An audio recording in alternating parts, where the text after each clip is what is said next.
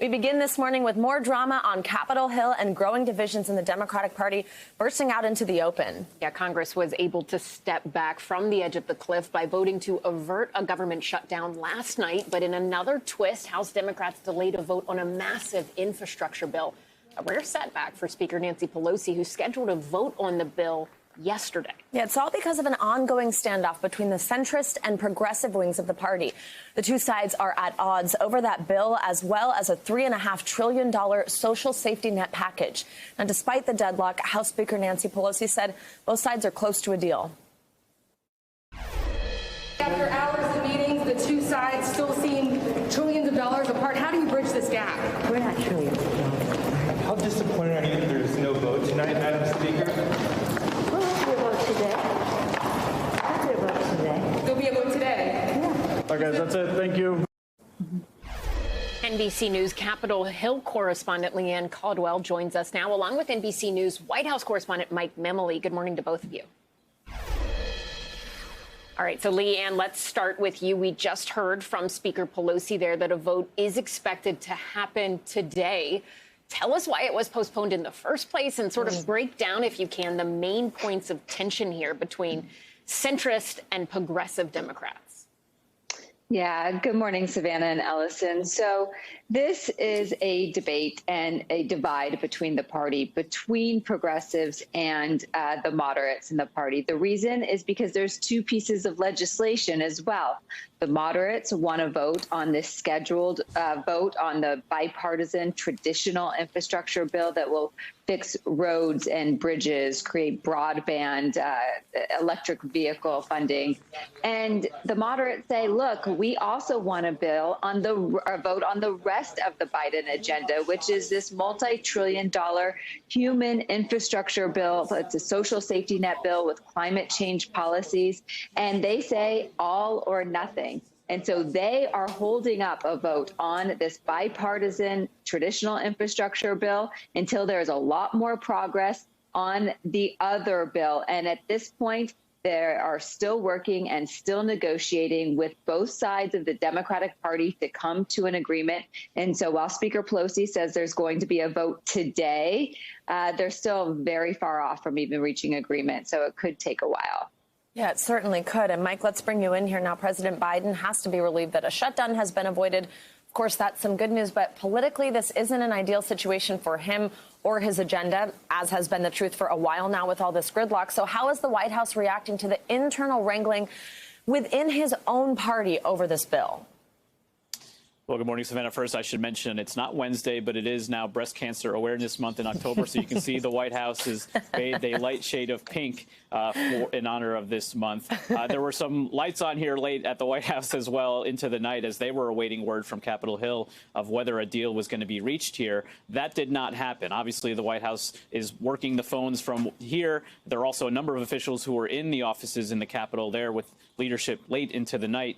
We did see a statement come in from White House Press Secretary Jen Psaki saying a great deal of progress has been made this week, and we are closer to an agreement than ever, but we are not there yet. They said that work will continue again here first thing this morning. We're waiting to see if we might see some more direct engagement from President Biden. Obviously, we know he's had multiple meetings over the course of the week with those two key senators, Senator Joe Manchin, Senator Kyrsten Sinema. We have not seen him go up to Capitol Hill yet, which is something we're expecting potentially that could happen when an agreement is reached to try to see the final vote through. But obviously, as Jen said, we're not there yet. And Leanne, this delay is seen, at least by progressives, as a win, it appears. Congresswoman Pramila Jayapal tweeted earlier that by allowing one bill to advance without the Build Back Better Act, we leave behind childcare, paid leave, health care, climate action, education, and a roadmap to citizenship. We're not going to leave working people, families, and our communities behind. So what do centrist members make of that? And what are, if you'll gamble for us, the chances that we could see some sort of deal today? Yeah, so I think that the centrist members really underestimated the strength of the progressives and the determination of the progressives. They thought that they could push through this bipartisan infrastructure bill, which is their priority, and they didn't think that progressives would have the numbers to block it and the willpower to defy Speaker Pelosi. Now, late into the night, senators were there too, and part of these negotiations, including Senator Joe Manchin. And this is what he told reporters leaving the Capitol. You know, I've never linked the two bills together, and pray to God that let's look at each bill its own merits. There's a lot of good in both of them. We should be able to come to that agreement.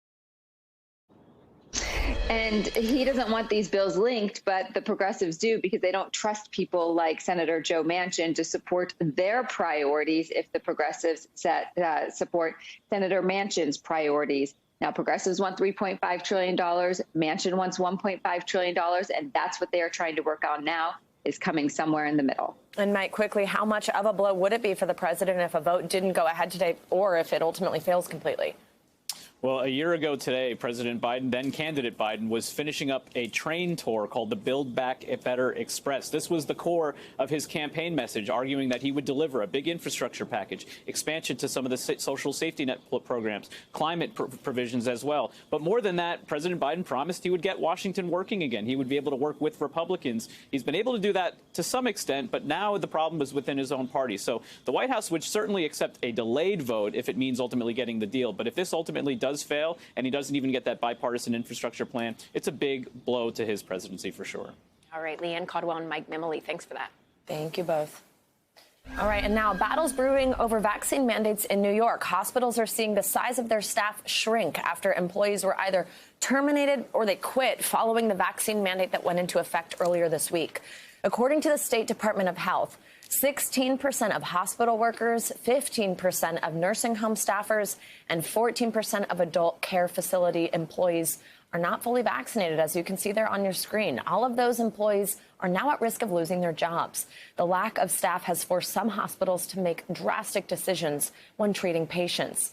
Hospitals like Erie County Medical Center have stopped elective inpatient surgeries and ICU medical transfers. Others are turning away patients as they continue to battle COVID. In rural communities, the struggle to keep hospital doors open is even greater. NBC News correspondent Heidi Presbella joins us now from outside a Mohawk Valley Health System hospital in New Hartford, New York, with more. Heidi, good morning. So first, let's talk about exactly what's happening at these hospitals as they lose staff, the challenges that they're facing. Now that employees are being fired for refusing vaccination, what should patients expect?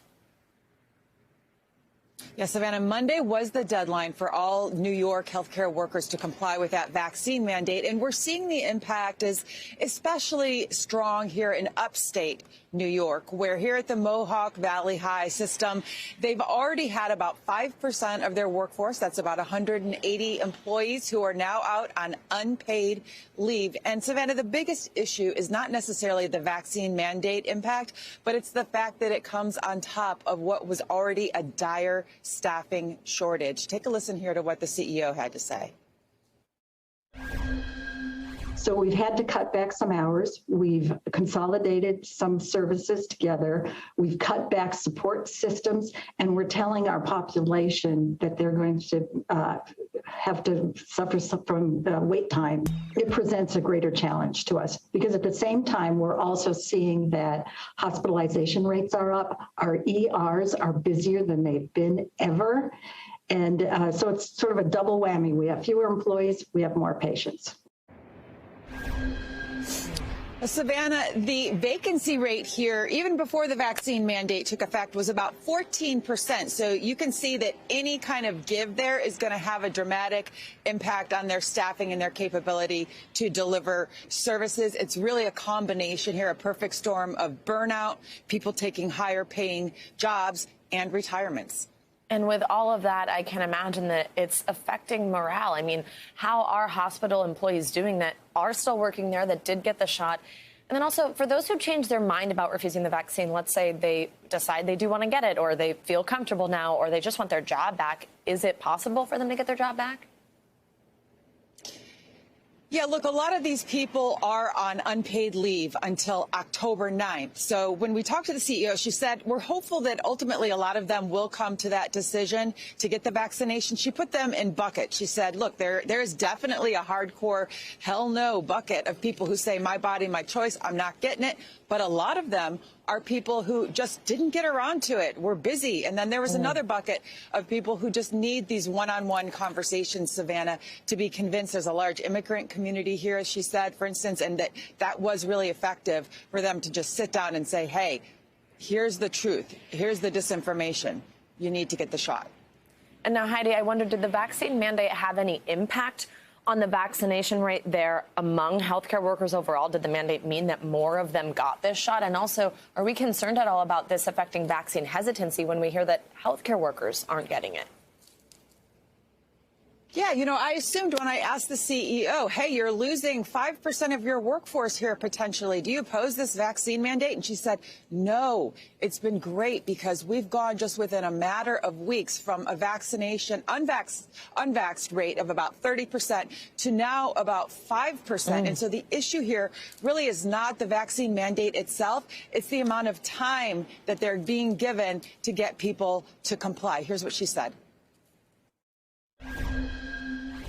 My advice to everybody who's going to be facing a mandate, start now, and do it one employee at a time. The personal approach really matters. When we came back to work on Tuesday and people were working and going about and doing their jobs, it was like a collective sigh of relief.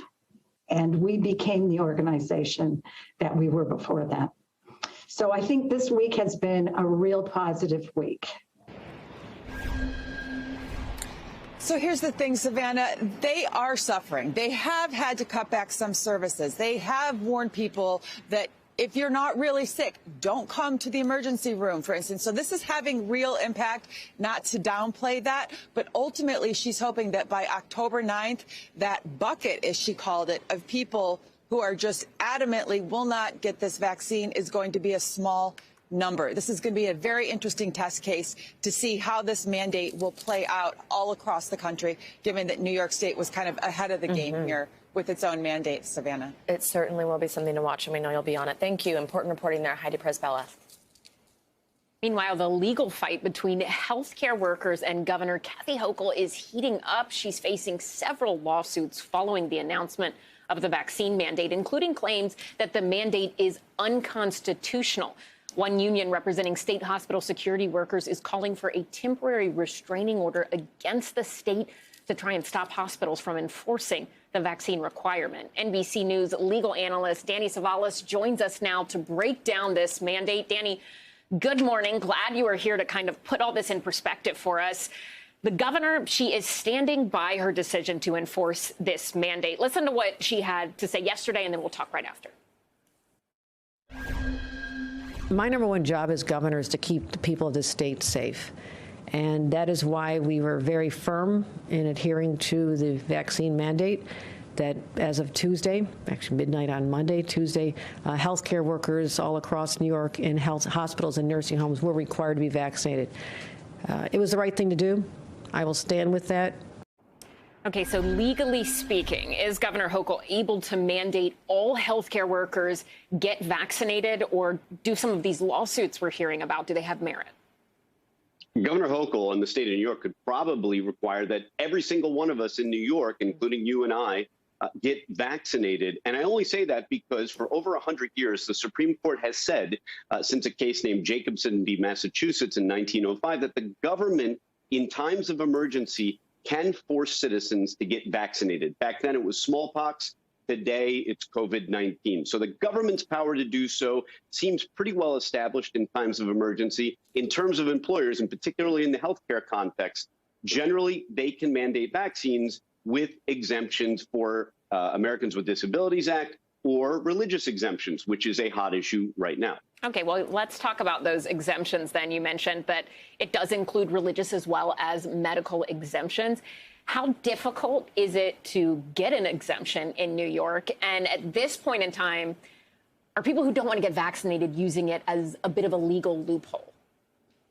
Fortunately, the law recognizes the possibility of that loophole. So somebody can get a religious exemption if, number one, they have a sincerely held religious belief, and number two, that it is a reasonable accommodation. The employer is only required to reasonably accommodate the employee. They don't have to do anything and everything the employee wants or says they need in order to comply with their religion. So that first element, they can actually look into whether or not the person has a sincerely held religious belief. Have they gone to church? Is this for real? But beyond that, no matter what, even if their belief is as sincere as it comes, an employer is not required to adhere to every request that the employee wants. It has to be reasonable. Now, of course, the courts have litigated what is a reasonable accommodation for decades, if not centuries now.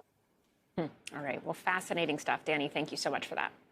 Let's now bring in Dr. Susanna Hills for more on this. She's a board-certified pediatric airway surgeon at Columbia University Medical Center. Dr. Hill, good morning. Thank you so much for joining us. So now 16% of New York's hospital workers are not fully vaccinated. We have been talking for the last 17 minutes about how many are quitting their jobs because of this new vaccine mandate. So 2 questions for you here. The first, are you surprised by how many healthcare workers are refusing to get vaccinated, especially since the FDA has fully authorized the Pfizer vaccine? And also, are you concerned about what this can do for hesitancy? Because I can imagine someone who's on the fence hearing their nurse or doctor isn't getting it and think, well, should I?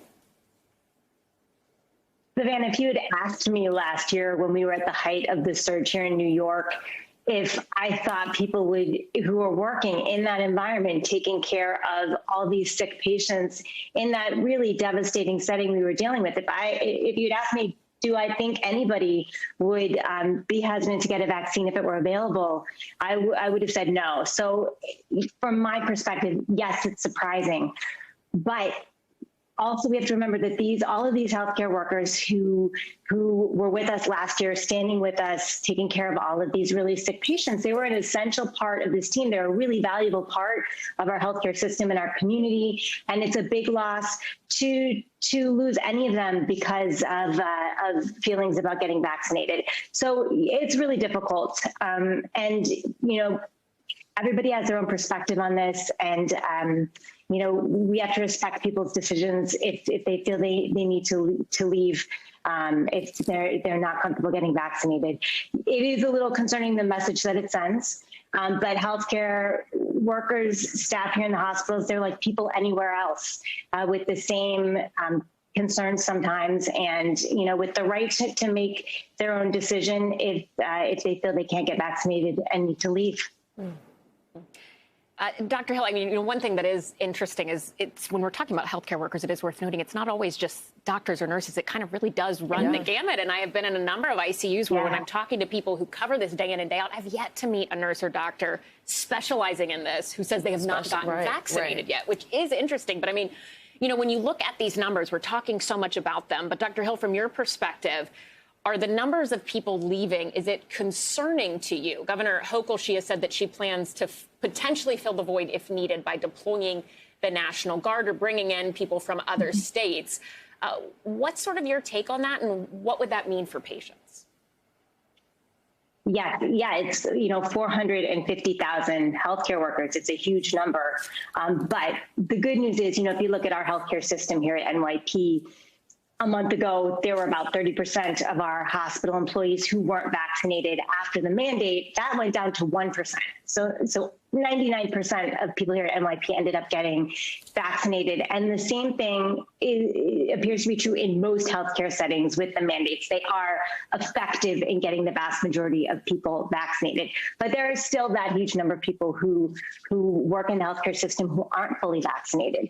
And last year for us, we brought in the military to help support our healthcare system when we were really feeling that crush of the surge of COVID here. And they were amazing. They came in, built our Ryan Larkin Field Hospital. It was incredibly functional. It was a huge relief for our hospital.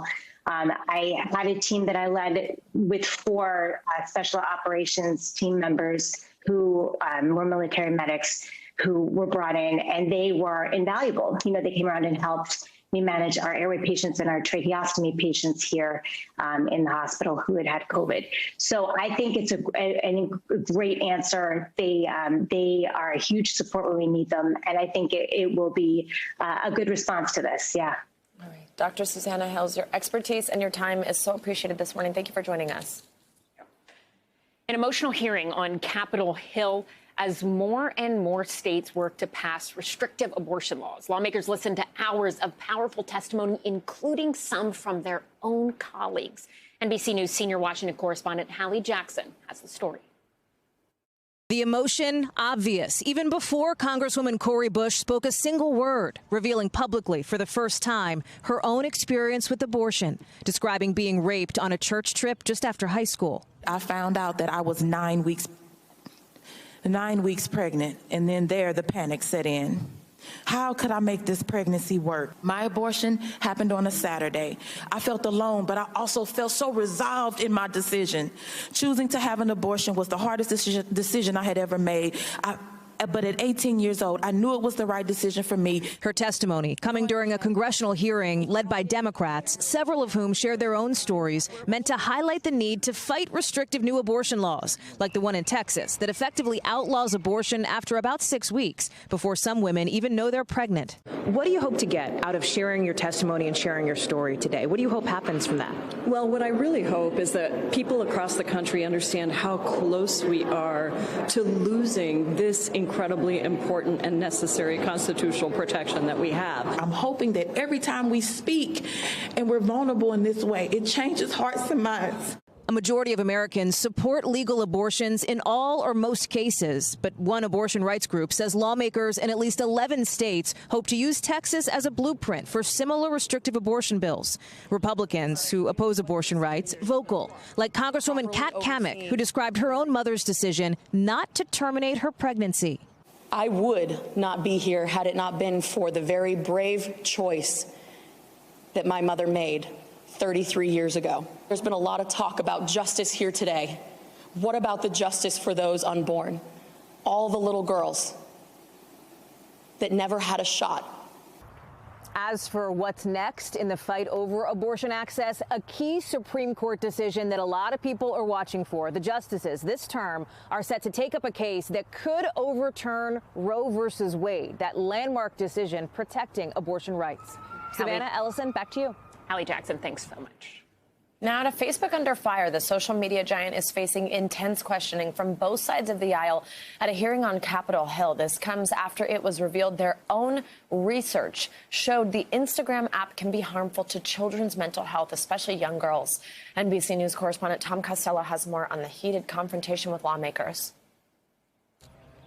On Capitol Hill, Facebook and its Instagram app under blistering bipartisan condemnation. Facebook knows that its services are actively harming young children. How can we or parents or anyone trust Facebook? Have you quantified how many children have taken their own lives because of your products? Facebook's head of global safety appearing remotely and on the defensive after the Wall Street Journal revealed internal Facebook research found 1 in 3 teenage users said Instagram has contributed to their own body image issues, eating disorders, anxiety, and depression.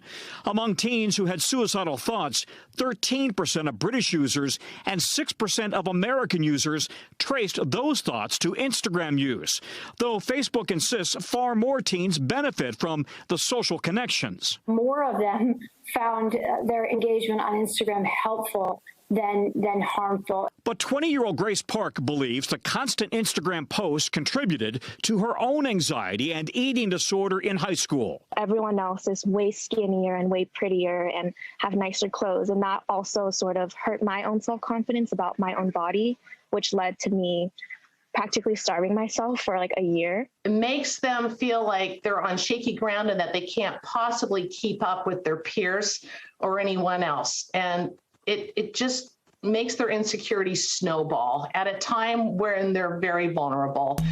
Facebook, Instagram had a plan to roll out a younger version of Instagram to 8 to 12-year-olds. They've now put that on pause on the heels of this Wall Street Journal report about the negative mental effects that we're seeing with teenagers and Instagram.